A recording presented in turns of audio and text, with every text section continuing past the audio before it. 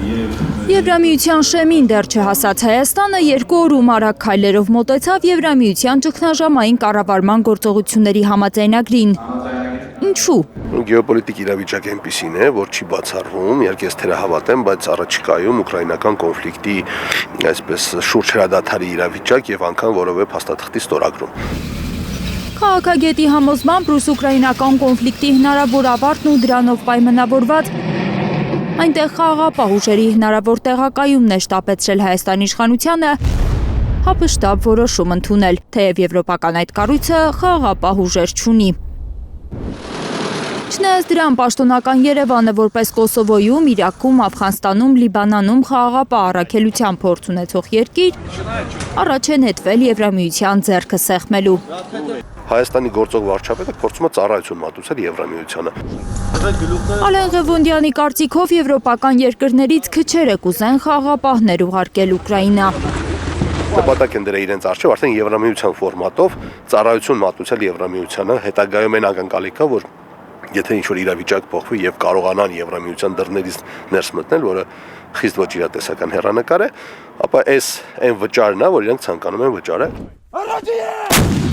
Թեև միջազգային փորձագետների գնահատմամբ ռուս-ուկրաինական հրադադարն այնքան էլ մոտ չէ, Հայաստանի իշխանությունը բանակցային մանրամասներին անտեղյակ փորձում է մեկ քայլ առաջ անել, ապահովագրելով իրեն հնարավոր բոլոր զարգացումներից։ Քանի որ օրինակ ինչ-որ շփման գծում Եվրամիության խաղաղ դիտորդներ կան, չէ՞, քաղաքացիական ֆորմատով, հա։ Կարծեմ դեռևս կան այդ դիտորդները, հա։ Հիմա հավանաբար փորձում են փոխհատուցում անեն կամ ինչ-որ քայլ ձեռնարկեն, որ դուք մեր անվտանգությունն եք ճակերտավոր ապահովել, մենք էլ կարող ենք ծառայություն մատուցել Ուկրաինայի մաս։ Եթե անգամ ռուս-ուկրաինական հրադադարը կայանա ու ըստ համաձայնագրի Եվրամիության խաղաղապահ ուժեր մտնեն Ուկրաինա, ճգնաժամային կառավարման գործողությունների համաձայնագրով հայ խաղաղապահները ուկրաինական հողի վրա մոնիթորինգ են իրականացնելու մեր ռազմավարական դաշնակցի դեմ։ Ում դեմ են իրենք այդ մոնիտորինգը իրականացնելու, այսինքն Ռուսաստանի Դաշնության ուժերի դեմ են իրականացնելու։ Հերթական հակառուսական քայլը քաղաքագետի կարծիքով Երևանը տպավորություն է ստեղծում, որ ոչ թե մի նոր հակառուսական նախաձեռնություն է սկսել, այլ արտաքին քաղաքականության դիվերսիֆիկացիա է իրականացնում։ Ինչ-որ առումով նաև երաշխավորել իրենց իշխանության ապագան։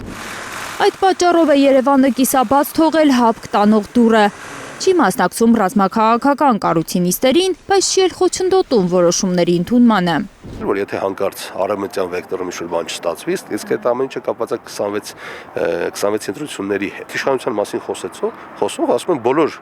որոշումներին կողմ ենք։ Այս պահի դրությամբ այդ որոշումները նաև ազդում են Հայաստանի վրա։ Թեև հաջորդ տարի Ռուսաստանն է ստանձնելու հապկ նախագահությունը, քաղաքագետի համոզմամբ հանդուրժողականությունը Հայաստանի ըմբոստ պահվածքի նկատմամբ կպահպանվի։ Հարմար է Հայաստանի բռնաստիրքը, ոչնչին չեն խառնվում, բայց ամեն ինչին համաձայն են։ Լիլիթ Սարգսյան, Աշոտ Մնոյան, Անի Ղանդիլյան, Հայլուր։ Հայաստանում եւ աշխարհում տեղի ունեցող իրադարձությունների մասին առաջինը իմանալու համար բաժանորդագրվեք մեր ալիքին։ Սեղմեք զանգակը, որ բաց չթողնեք ամենահրատապը, ամենակարևորն ու հետաքրքիրը։